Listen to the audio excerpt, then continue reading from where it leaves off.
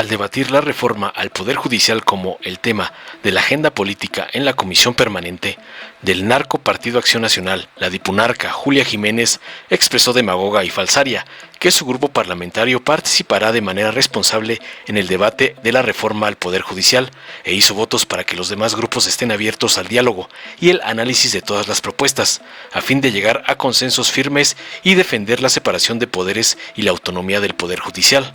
La reforma no debe aprobarse con prisa y sin analizar todas las repercusiones. Pidió discutir la reforma con documentos técnicos, no con politiquería, y mediante la escucha de expertos y funcionarios judiciales a nivel federal, estatal, colegios de abogados y a las víctimas, y que sus opiniones se tomen en cuenta, ya que la Suprema Corte es un pilar de la vida democrática del país y debe garantizar su autonomía e independencia. Concluyó su cantaleta, no sin antes defender a la corrupta Norma Rapiña. Tras escuchar las falacias de otra copia de Lili Téllez y gata del señor X, la diputada Erika del Castillo de Morena mencionó tajante para responderle que la justicia está muy lejos de la ciudadanía y hay un reproche constante en el ámbito penal. El 40% de la población que se encuentra en los centros penitenciarios están sin sentencia y las comunidades indígenas carecen de acceso a la justicia. Por ello es vital que los impartidores se apeguen al ordenamiento legal y a la justicia. Resaltó contundente que el Poder Judicial es pilar fundamental del Estado de Derecho y es responsabilidad de todos asegurar que funcione de manera eficiente, transparente y justa. La elección de las autoridades judiciales mediante el voto universal directo y secreto de la ciudadanía, agregó, será un primer paso fundamental para acabar con los actos de corrupción, concluyó para callar a la panarca. Veamos enseguida cómo otra copia de Lili Téllez es masacrada por la valiente diputada de Morena por defender a Norma Rapiña, como le manda su padrote, el narcoampón Claudio X González. Con el permiso de la presidencia. Adelante.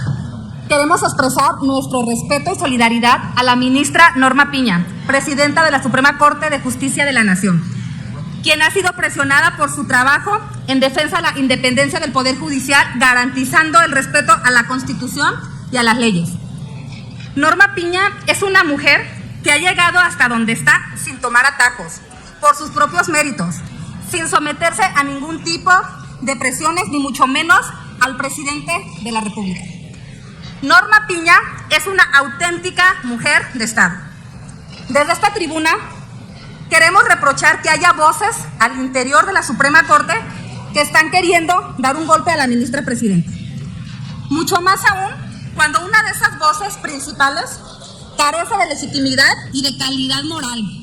Ella aún tiene mucho que explicar al pueblo de México por sus actos de plagio. El golpe a la Corte significa la última estocada a la República, a la división de poderes, al Estado democrático.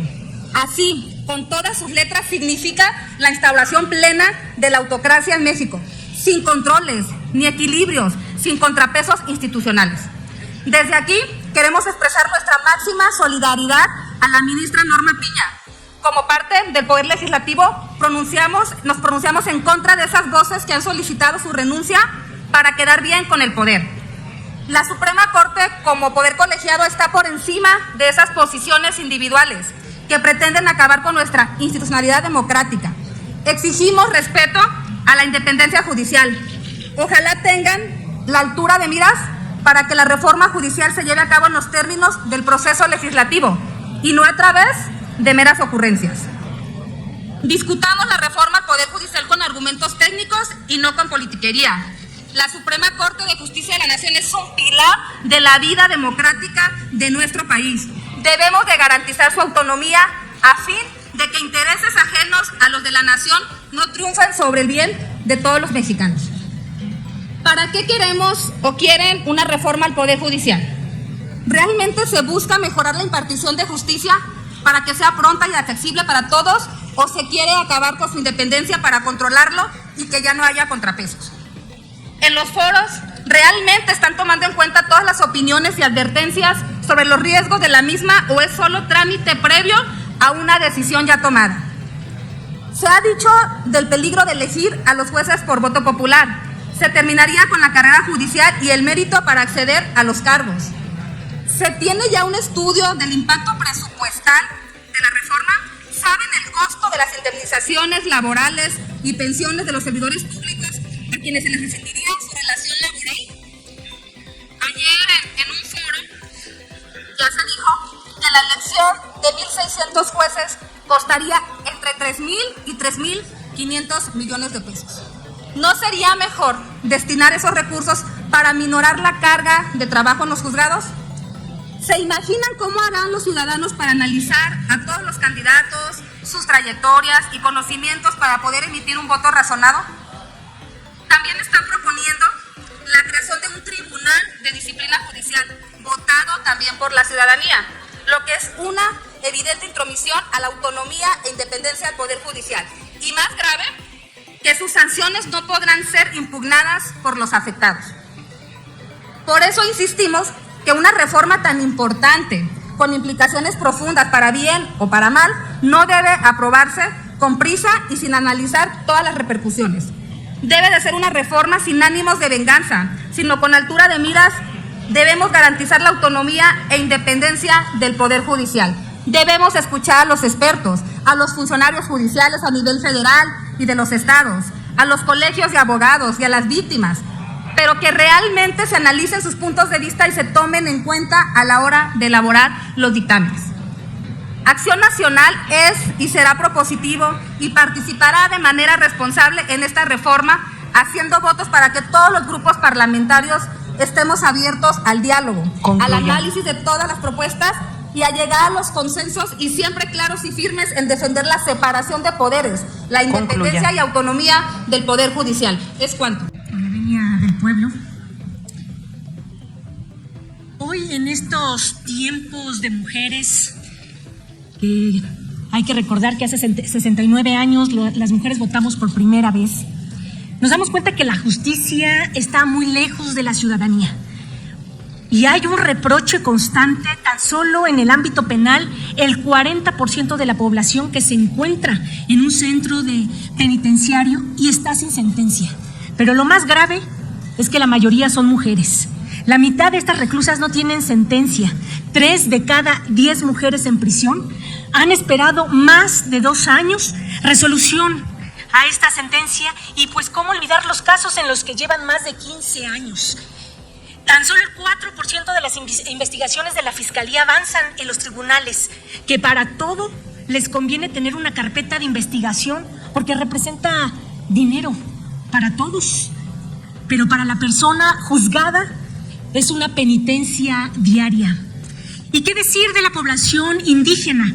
Se dice que la justicia es para quien la puede comprar, y uno de los grupos más afectados son precisamente las personas indígenas que se han enfrentado históricamente a la violencia estructural debido a sus condiciones socioeconómicas, la ubicación geográfica donde radican y el poco o nulo acceso que tienen a la educación. Se le otorga a este sector poblacional un grado mayor de vulnerabilidad. Las comunidades indígenas carecen de acceso a la justicia. De principio, una barrera es el idioma, la discriminación y, por consiguiente, el derecho a recibir una defensa adecuada.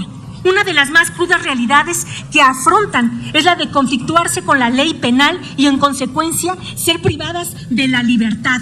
Sin embargo, aunque tenemos un marco legal que protege, para este grupo que más sufre es la forma de aplicar la justicia. La población no puede pagar un abogado y menos la justicia. Es por ello que nos ocupamos que los impartidores de esta deben estar apegadas no solo al ordenamiento legal, sino a la justicia.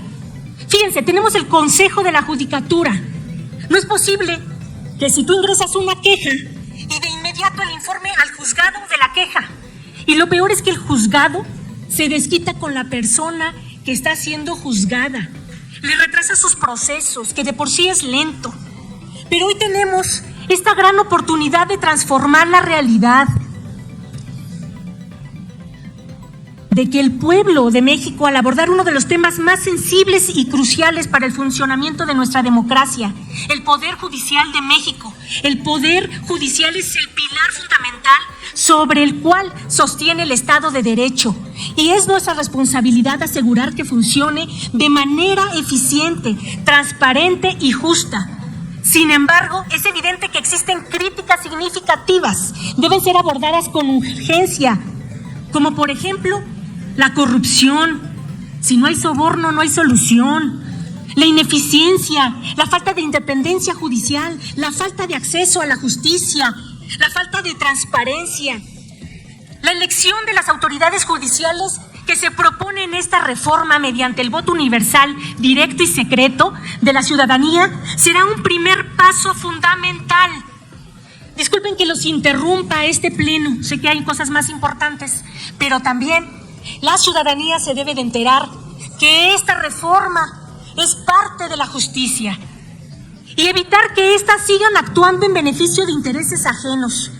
Fíjense, hoy salió una nota en El Milenio donde el jefe de gobierno, Martí Batres Guadarrama, hace un análisis de la elección de los ministros en el año 1857, hace 150 años, donde se eligieron presidentes de la Corte como Sebastián Lerdo de Tejada, José María Iglesias y también Ignacio L. Vallarta.